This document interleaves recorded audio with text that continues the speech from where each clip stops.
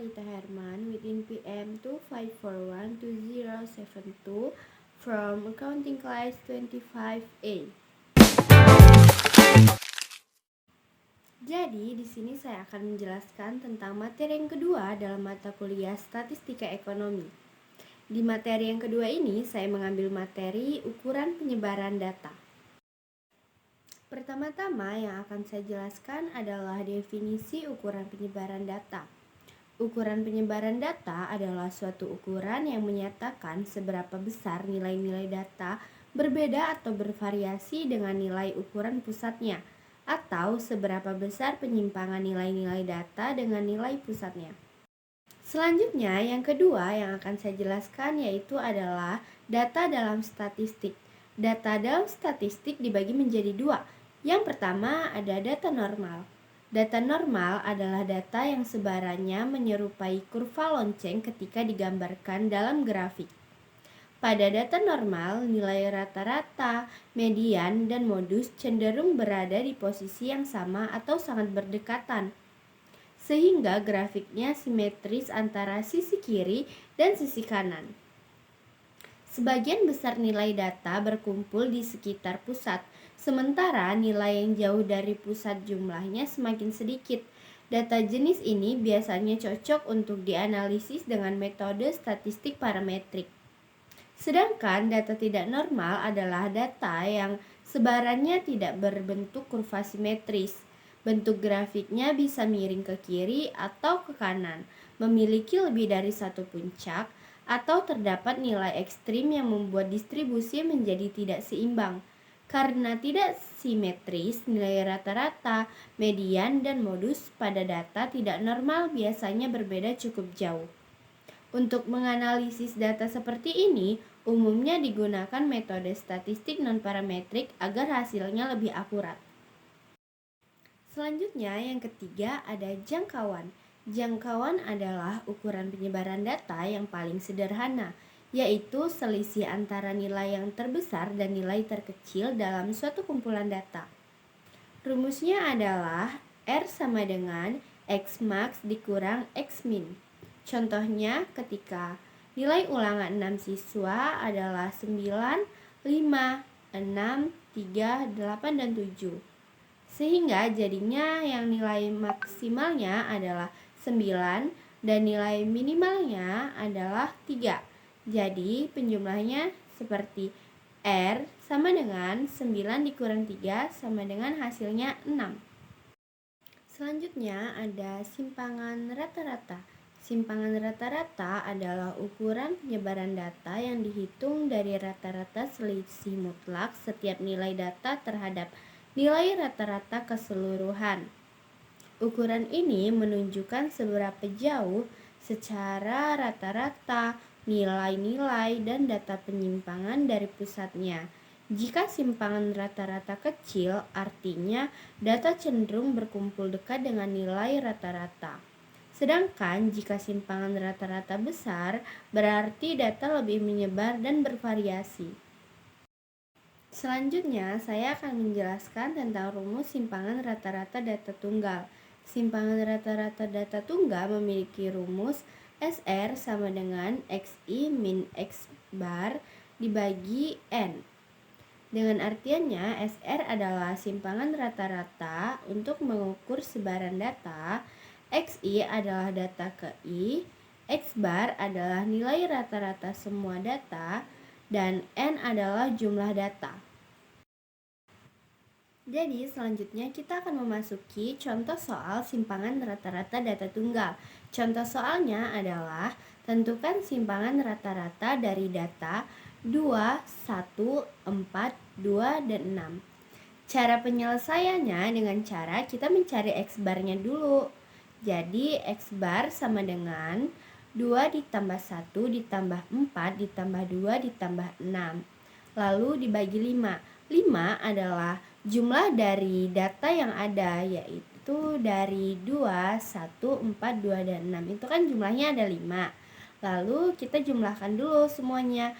2 ditambah 1 ditambah 4 ditambah 2 ditambah 6 sama dengan hasilnya adalah 15. Lalu 15 dibagi dengan jumlah seluruh datanya yaitu 5. 15 dibagi 5 hasilnya 3.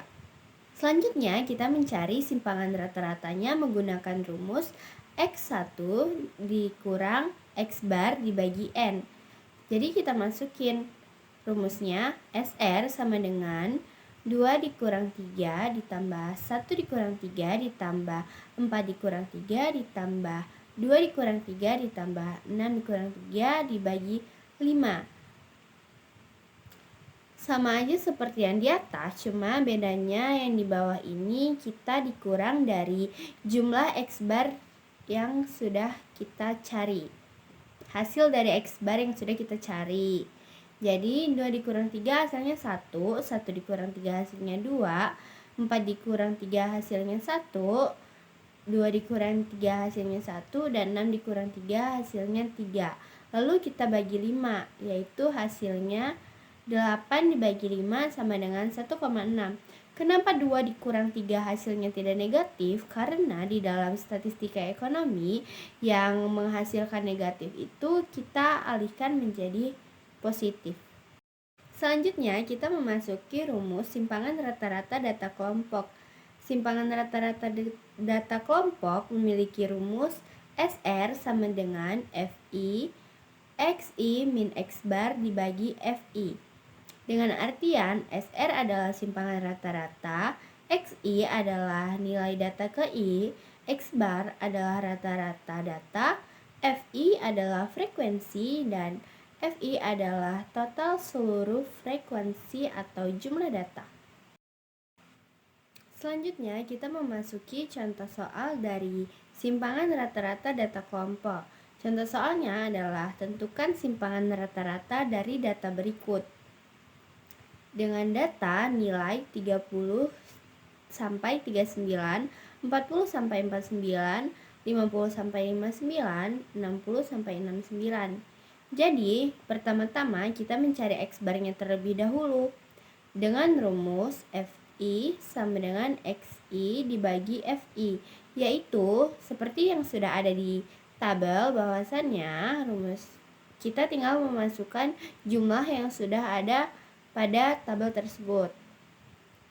Jadi FI XI itu jumlahnya itu ada 1000, lalu FI-nya itu yaitu frekuensinya adalah 20. Jadi 1000 dibagi 20 sama dengan 50.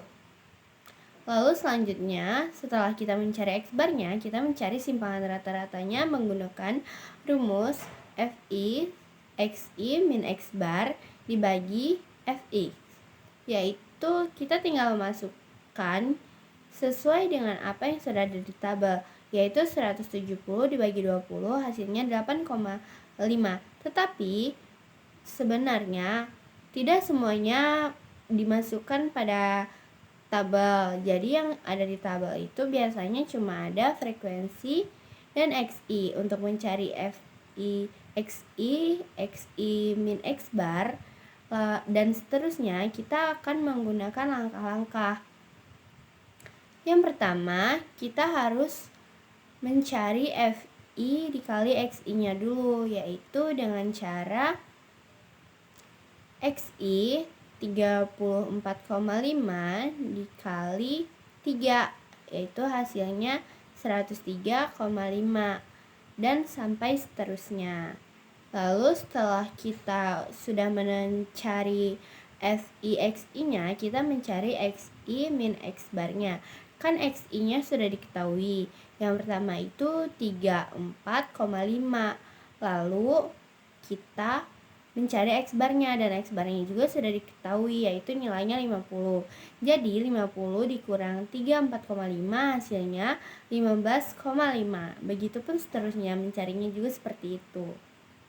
Jadi untuk mencari FI XI min X barnya itu adalah dengan cara frekuensi yang pertama kan ada 3, lalu kita kalikan dengan XI min X barnya.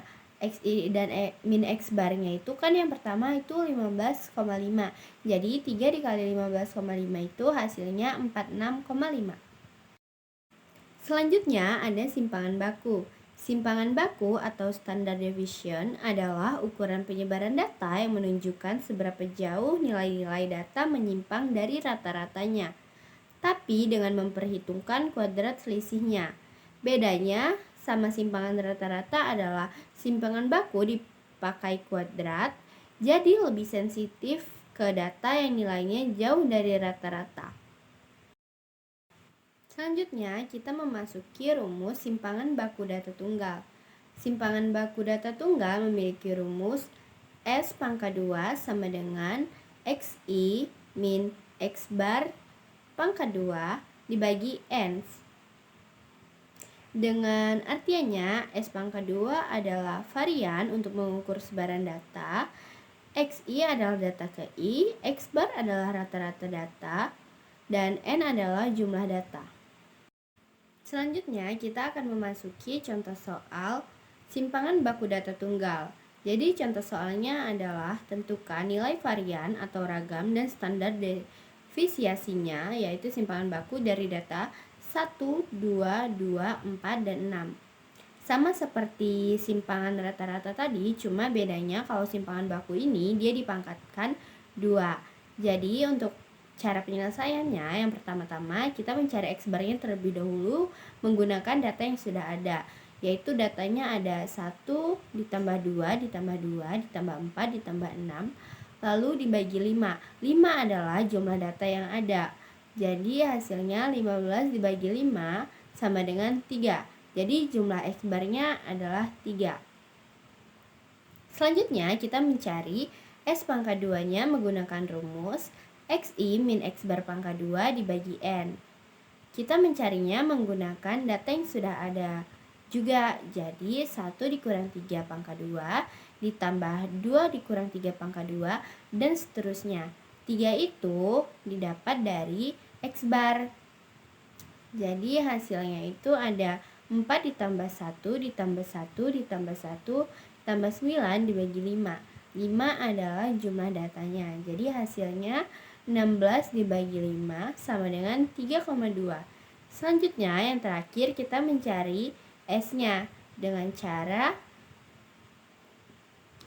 akar S pangkat 2 sama dengan, jadi akar S pangkat 2 itu kan,